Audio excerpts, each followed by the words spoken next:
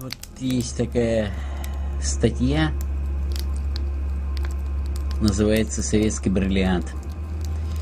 Это по истории российских финансов есть крайне интересный период, который при всей своей кажущейся известности изучен явно недостаточно. Речь идет о введении золотого червонца в 1924 году. О том, кто подготовил эту реформу, остановившую гиперинфляцию и возродившую российскую экономику, сейчас практически не вспоминают.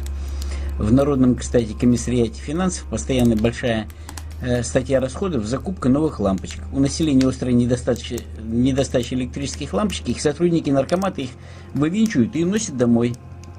Нарком Сокольников находит гениальный выход. Заводу, поставляющим лампочки, предписано гравировать на каждой лампочке «Украдено в наркомфине».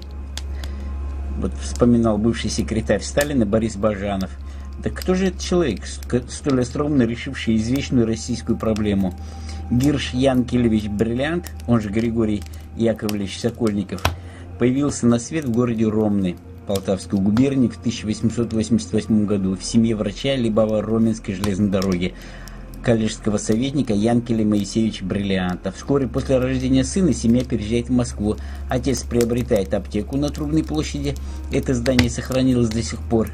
Гирш Григорий оканчивает с отличием 5-ю московскую гимназию. В одном с ним классе учился Осип Брик, а 2 классами младше Борис Пастернак, и поступает на юридический факультет Московского университета. Однако получить высшее образование в России ему не удалось. В 1905 году Григорий вступает в Российскую социал-демократическую рабочую партию, ведет подпольную работу в Москве, принимает активное участие в декабрьском восстании. Несмотря на юный возраст, ему всего 17 лет, становится членом Сокольнического ревкома партии и берет себе партийный псевдоним Сокольников. Осенью 1907-го он арестован и через 1,5 года следствия по приговору в Московской судебной палате сослан в Сибирь на вечное поселение. А в селе Рыбном Енисейской губернии Сокольников задержался недолго. Через 6 недель после прибытия на поселение он бежит за границу и уже осенью 1909 года приезжает во Францию. Помимо партийной деятельности, в эмиграции Сокольников не забывает об образовании. Поступив на юридический факультет Сорбонны, он оканчивает его в 1914 году и начинает научную работу в докторантуре факультета экономики. В апреле 1917 года бывший Бриллиант вместе с бывшим Ульяновым прибывает в Петроград. Сразу после Октябрьского переворота в ноябре-декабре 17-го 29-летний Сокольников руководит национализацией и реорганизацией частных банков. С 30 декабря 1917 возглавляет комиссариат бывших частных банков, вскоре вошедший в состав Народного комиссариата финансов Наркомфина. Участвует в переговорах с Германией. Его подпись стоит под Брестским мирным договором. Заслуга, скажем, прямо сомнительная. Вот в годы гражданской члена Реввоенсоветов разных уровней, командующий 8-й армией, командующий Туркестанским фронтом. И именно Сокольников был одним из инициаторов привлечения к работе в рядах Красной армии так называемых военспецов, офицеров старой императорской армии. Он же резко выступал против расказачивания. В Туркестане весной 1921-го Сокольников, боровшийся не только с басмачами, но и с экономическими проблемами в крае, принял решение полностью вывести из оборота местные денежные знаки, так называемые туркбоны, и обменял их по курсу 10 к 1 на советские рубли. Таким образом, не только была достигнута унификация денежного обращения, но и серьезно сокращен объем ничем не обеспеченной денежной массы в Туркестане. Осенью 1921-го Сокольников назначен членом коллегии Наркомфина, весной 22-го заместителем Народного комиссара финансов, осенью того же года наркомом финансов РСФСР. И в июле 23-го после образования Наркомфина СССР он возглавил и это учреждение. Ситуация в стране была крайне тяжелой. Рубль к осени 1921 года по сравнению с 1914 обесценился в десятки тысяч раз. Советское правительство привлекло к решению возникших проблем целый ряд финансистов и экономистов, имевших опыт работы в финучреждениях дореволюционной России. Однако эта мера оказалась сильно запоздавшей. Из-за неурожая 1921 года поступление продовольствия на рынок резко сократилось. Как следствие, цены с октября 21 по май 22 выросли в 50 раз. Удорожание продовольствия вынудило правительство повысить уровень зарплат. а значит включить печатный станок. Избыточная эмиссия совзнаков привела к резкому росту инфляции, которая ставила крест на восстановлении экономики после гражданской войны. На эти панические действия советской власти Сокольников реагировал крайне жестко.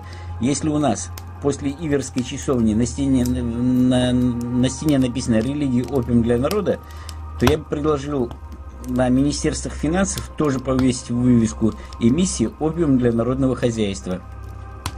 Осенью 1921 года декретами Совета народных комиссаров и Всероссийского Центрального исполнительного комитета был учрежден Госбанк РСФСР, еще без эмиссионного права. В Наркомфине состоялось первое крупное совещание по урегулированию денежного обращения с участием привлеченных специалистов. Большинство из них смотрели на перспективу рубля весьма скептически, полагая, что устойчивая валюта может появляться только в результате восстановления экономики. К примеру, член коллегии Наркомфина Отто Юльевич Шмидт, впоследствии известный полярник, считал, что к этому вопросу следует вернуться не ранее, чем через 10 лет. Сокольников же, оставаясь в меньшинстве, говорил о том, что при падающем совзнаке восстановить экономику невозможно, а потому надо искать способы создания устойчивой валюты. Бывший банкир и бывший миллионер, а ныне простой совслужащий Владимир Тарновский предложил Наркомфину жесткий, но крайне эффективный ход. Эмиссию стремительно обесценившихся совзнаков, покрывающих бюджетный дефицит, не прекращать, однако параллельно выпустить банкноты, обеспеченные золотом и валютой. Они и запустят коммерческий оборот. С одной стороны, финансовая система стабилизируется, людей не ограничили в совзнаках и никаких конфискационных мер правительством не принималось. А с другой стороны, формировался стимул для открытой коммерции и фактически демонтировался черный рынок. Сокольников считал, что Госбанку необходимо представить право выпуска своих бумажных денег, называемых, в отличие от государственных денежных знаков, совзнаков, кредитными билетами Государственного банка. Билеты Госбанка должны обеспечиться принадлежащим банку и заложенными у него золотом, благородными металлами, иностранной валютой и другими ценностями и товарами, а равно векселями и обязательствами. Камнем преткновения стало то, что Тарновский мыслил крайне масштабно и полагал, что золотой советский рубль следует выводить не как временный, а как постоянный финансовый инструмент. И, кроме того, изначально позиционировать его как мировую валюту. Сокольников всецело выступал на стороне Тарновского и в кратчайшие сроки мог преодолеть сопротивление профессиональных революционеров, считавших деньги пережитым капиталистического прошлого и инструментом эксплуатации трудящихся. Однако катастрофическая ситуация, сложившаяся в РСФСР, доходчиво объяснила различия между марксистской теорией и практикой. 25 июля 1922 был принят декрет Совнаркома о предоставлении Государственного банка права выпуска в обращение банковских билетов.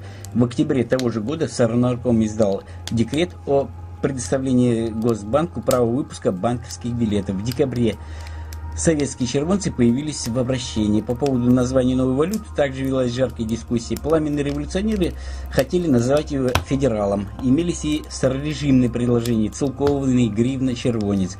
Целкованный у населения ассоциировался с серебряным рублем, гривна была скомпрометирована в период существования УНР, а под червонцами все понимали золотую монету, выпущенную в царстве Николая II, так что разночтений тут не могло и быть. Через 12 дней после назначения 22 августа Юровского поместили под домашний арест вместе со своими друзьями Николаем Бердяевым и Семеном Франком. Он должен был покинуть страну, и лишь заступничество Сокольникова спасло его от депортации. Что же послужило причиной ареста? Дело в том, что Юровский в своей статье в журнале «Экономическое возрождение» предложил для уменьшения бюджетного дефицита сократить военные расходы. Разумеется, бдительный товарищ Владимир Сарабьянов расценил это